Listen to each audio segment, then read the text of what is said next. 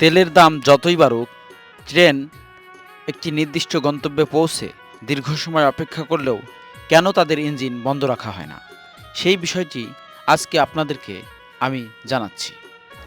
আপনি জানেন কি ট্রেনের ইঞ্জিন তার নির্দিষ্ট গন্তব্যে পৌঁছে কেন বন্ধ করে না?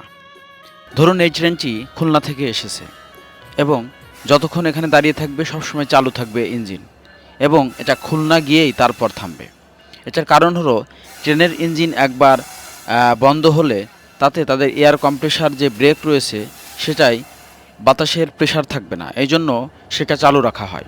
অপরদিকে ট্রেনের অনেকগুলো ফ্যান, লাইট এবং অন্যান্য যে সরঞ্জামাদি রয়েছে সেইগুলোর যে বিদ্যুৎ সরবরাহ প্রয়োজন, সেই জন্য ইঞ্জিন চালু রাখা হয়।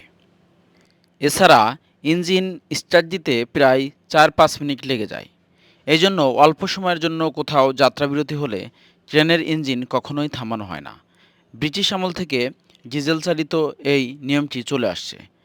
ট্রেনের লোকোমোটিভ মাস্টার তিনি মনে করেন যে ট্রেনের গন্তব্যে না পৌঁছানো পর্যন্ত যদি এটিকে থামিয়ে দেওয়া হয়, এরপর যদি আর স্টার্ট না হয়, এই জন্য যত সময় থাকে অন্যান্য সরঞ্জামাদিকে চার্জ করতে এটা চালুই রাখা হয়।